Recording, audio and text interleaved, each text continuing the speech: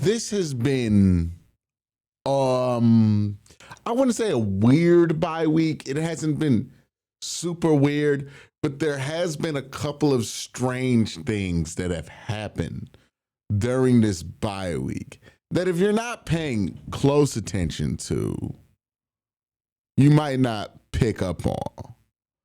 Some of it more obvious than others, right? I think the most obvious thing that happened during the bye week that Kevin Stefanski, for the second year in a row, gave up the play calling. You also have the whole Andrew Berry not doing his press conference thing happening, right? So if you don't know, usually the Tuesday of the bye week, Andrew Berry does a press conference. Now, some people were speculating because the trade deadline is also, on Tuesday.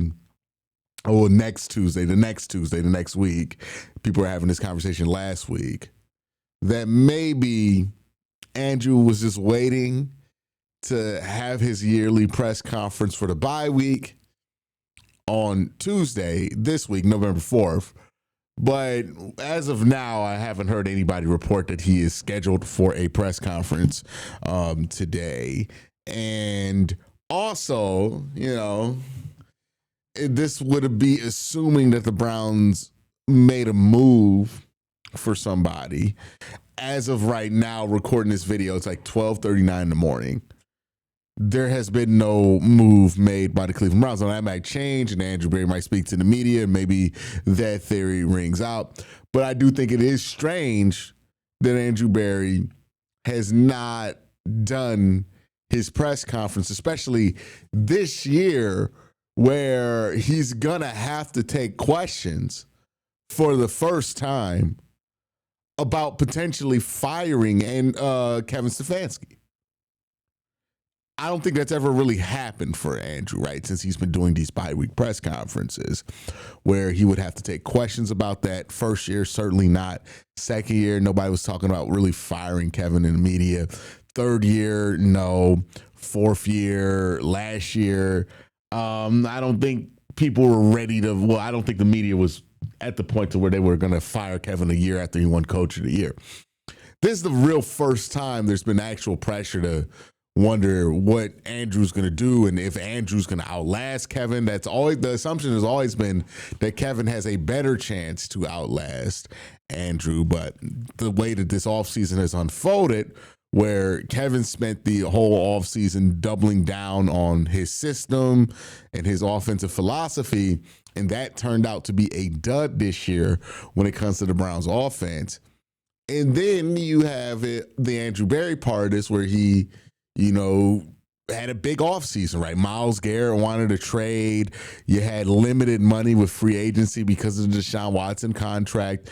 And it's the first year that you had your first round picks back. Andrew answered the call of his offseason really well. He's not really on the same hot seat that Kevin is. So there's a chance here that he gets a question that he can't really answer about Kevin Stefanski. Who knows why it is that he didn't do his press conference on the Tuesday of the bye week. But it is strange. I don't know what it says, but it's not normal. And the same thing is true of Kevin giving up the play calling. We know that Kevin, whenever he has had the ability to not give up the play calling, has always chosen to not give up the play calling, right? Kevin prefers to play call. I think that's a worthwhile assumption to make. Most coaches who have an offensive background prefer to play call. That's a completely normal thing to do, right? You would expect a offensive-minded coach to want to call the plays. I mean, we've seen this go down with like Mike McCarthy, right? And in Dallas and when he was in Green Bay.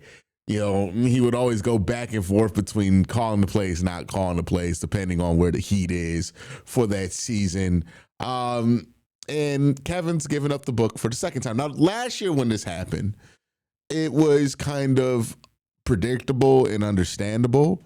The reason it was predictable and understandable was, you were switching from a offensive philosophy in Kevin Stefanski to Ken Dorsey, which is very different to what Kevin wanted to do. And then you're going from, the quarterbacks that were supposed to run that system to Jameis Winston. So that made sense. But there's not a quarterback change happening this week. I don't even think, even if they wanted to make a quarterback change, they could make the change this week because Shedeur Sanders is still injured. He's out with a back injury. He didn't practice today. And that's a whole nother thing that I know that every time I bring it up, Sanders people tell me I'm evil for bringing up that he has a back injury, but the guy has a back injury. He hasn't played football yet. That's a bit of a concern for me, right? Like he's missed practice. He missed the game on Sunday.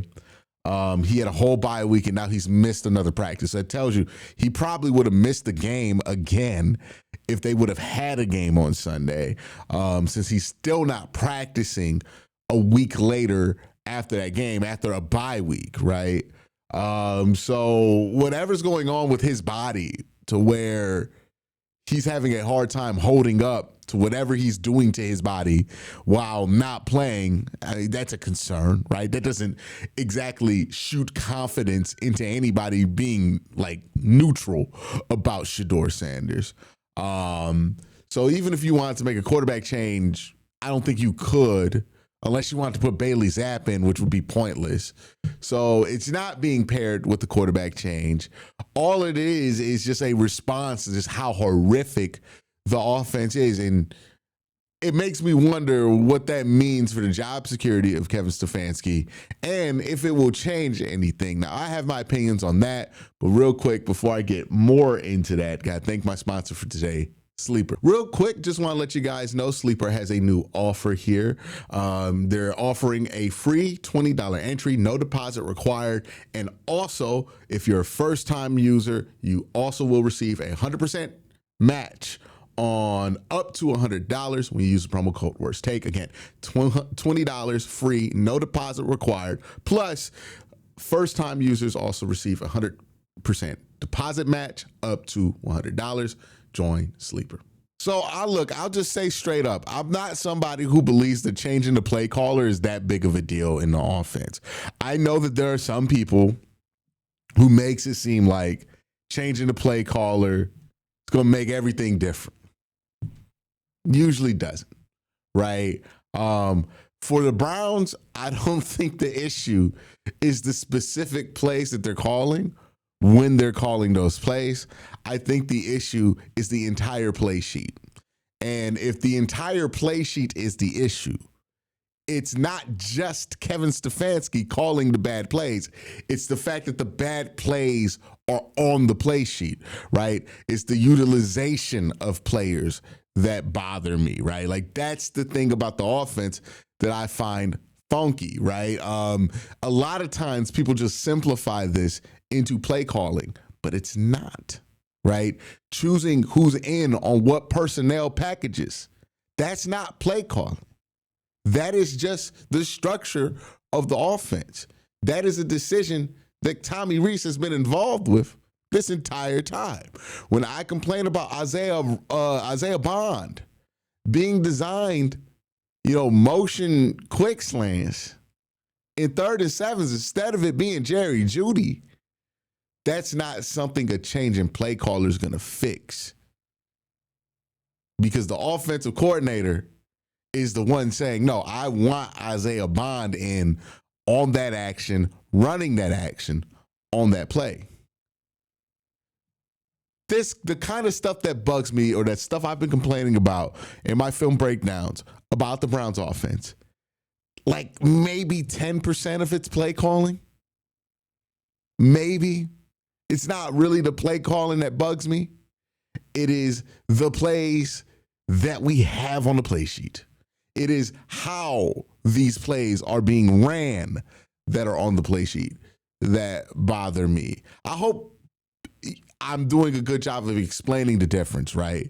Because I feel like people just yell play calling all the time, and sports media doesn't do a great job of explaining why it is that the play caller, isn't this almighty, super important. Well, I don't want to say it's not important, but it's not the entire offense, right? Like, I think people feel like the offensive coordinator's just sitting up there in a flow state, thinking up plays and then just calling those.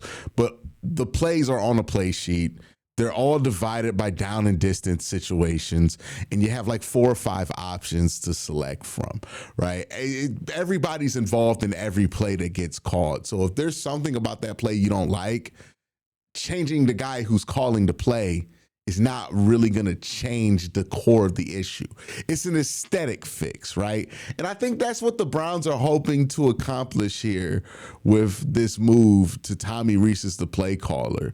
I think it's just an aesthetic change. It's a change to try to calm people down who want to fire the coach. It's a change to want to, give people some hope that maybe the offense can change. Maybe give some players some hopes that the offense can get better magically. It is what do they call it? What do you call it? It's a sugar pill, right? Whenever a team's changing the play caller, 9 times out of 10, it's like a sugar pill. Like unless your offensive coordinator and your head coach have completely different offensive philosophies, and what's really happening, instead of him changing over the play calling, he's just giving the offense to the other offensive coordinator. Unless it's that kind of a situation, which I don't believe Tommy Rees to be that different. I think he came to Cleveland to want to learn under Kevin, right? So he's not like a different system than Kevin guy. I don't think that's the situation. I think it's just a change to maybe satisfy some people.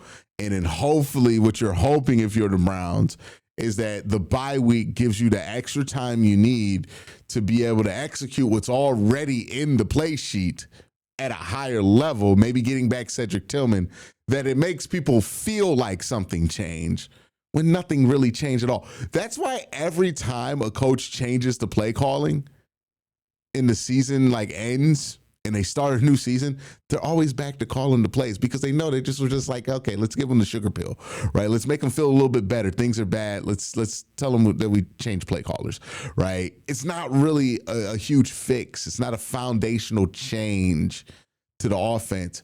And for me, I'm at the point to where I think the offense is broken and it needs a foundational change.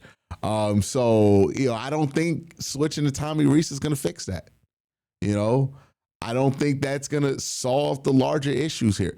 Maybe getting Cedric Tillman back helps you out a little bit because this offense makes a lot more sense with a wide receiver, the archetype of Cedric Tillman. But even then, Cedric Tillman's not necessarily a good version of that archetype. He's just somebody who fits a little bit better. I don't know. I'm not convinced that simply switching a quarterback is going to change this offense that much. I'm not convinced that simply switching a play caller is going to change this offense that much. I would love to be proven wrong here. I would love to watch the Browns on Sunday and people are happy because the offense is cooking. And I can sit here and be like, well, maybe it was the play calling.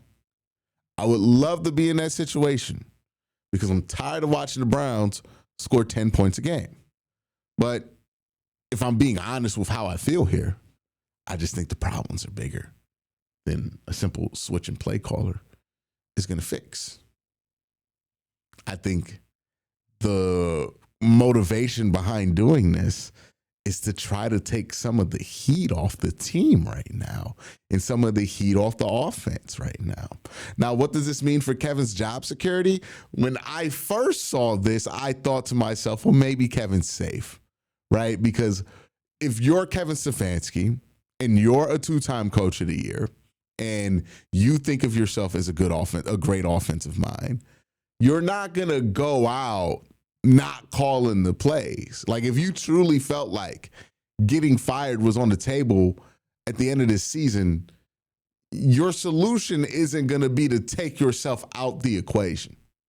I don't know anybody who operates like that, especially anybody who has any confidence in themselves, right? Like if you thought you were great at your job and in order to keep your job, you have to prove to your boss that you were good at your job, why would your solution be to not have as much control at your job to prove that? It just doesn't make much sense to me. Now, some people might think, hey, well, Kevin's being forced to give Tommy Rees the play calling And maybe that's happening. And if that's happening, then yeah, that's not a good sign for Kevin Stefanski. I doubt that's what's happening. Doesn't seem like that's what's happening. Again, my read on this is they really understand that the problems are bigger than a play calling change can fix. But at this point, they'll try anything, right? Like, even if they know it's a sugar pill, even if they know it's a placebo, maybe if they're just hoping something fixes it, right? But I don't think it's going to fix anything. Like, I think they're just swallowing a placebo, hoping that it works out. That's what I think the motivation behind this is, because they know that people will think that big changes happen to the offense if they change the offensive play caller. But I don't know, man. I watched all 22 of this team all year. I'm not convinced the plays that we're calling when they're calling them is the problem. Not to say that Kevin's been an excellent play caller this year. He certainly hasn't, right? He's left me scratching my head at times. But we don't know if Tommy Rees is a good play caller either. Like, for all we know, he might be a worse play caller than Kevin, and you could certainly be a worse play caller than Kevin. We see it a lot. Like, Mike McDaniel is a way worse play caller than Kevin Stefanski. And we saw that when the Dolphins played the Browns. So, like, you could be a way worse play caller. So, I just don't think the play calling has been amazing, but I don't think the play calling has been terrible. I think what's been terrible about the offense has been what we're asking guys to do, the roles that we're putting guys in, and how we're executing these roles. I think a bunch of guys are out of position right now, and that's on the coordinator.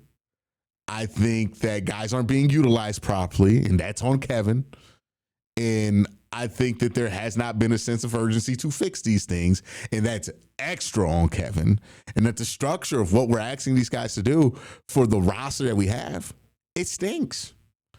And I've been thinking about this weekend because I was having a conversation with Ace, and we were talking about, what's going on in Cincinnati right now, because everybody brings up what's going on with Joe Flacco.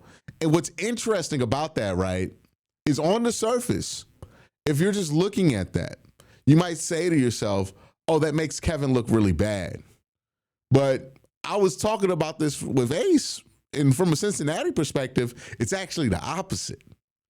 And the reason it's the opposite is because what Joe Flacco is running in Cincinnati is identical to what the Cleveland Browns are running right now. The only difference is that they have much better players running that offense on every level. I know people want to argue with me about the offensive line for Cincy not being that much worse, and not being that much better than Cleveland's, but I think Cincy's offensive line is a lot better than Cleveland's. Right now, like, if we just look at the guys we have starting right now compared to Cincinnati, they're better. And then obviously everywhere on the offense, they're better. They're even comparable at tight end to the Cleveland Browns. So if you look at it from that perspective, if you're Kevin Stefanski, you're saying to yourself, the offense works. The run game for Cincinnati's been working. Obviously, the pass game's been working. The offense works. We just don't got the horses. And Cincinnati and Joe Flacco are proving that right now. Because, again, what Joe Flacco is doing, like, I don't know if a lot of people noticed what happened there, but what happened with Joe Flacco is that first game versus Green Bay, they were running a lot of Zach Taylor stuff in the first half. And then in the second half, they went to what Joe was comfortable with. Now, what would Joe be comfortable with? The Kevin Stefanski stuff he's been working on all year. And that's what they've been running more of every week, and they've been scoring more points of. So, like, we're watching the Kevin Stefanski offense put up points. It's just with Joe Flacco right now in Cincinnati. And maybe that's an example of why the Browns should stick through this with Kevin and go through all of this. Maybe the offense isn't as broken as I think it is. I think it's broken, but then I watch Cincy run the same concepts and put up 40 points with it every week.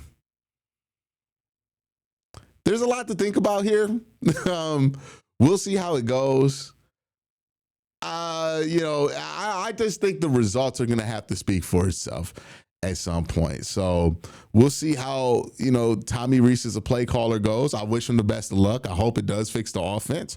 And then after we take the Tommy Rees pill and see if that fixes the offense. We'll probably bench Dylan Gabriel after the Baltimore game, and then see if Shador can fix the offense. And if that doesn't fix the offense, and what's next after that point, right? I think we're kind of tiptoeing around and wondering if these individual things can fix a bigger problem. But we're trying to wonder why the Titanic is sinking, and we're doing everything but blaming the big ass iceberg we just crashed into. It feels like. But yeah, that's my thoughts. Let me know what you think in the comment section below. You have a great day. Have a better night, babe. Peace.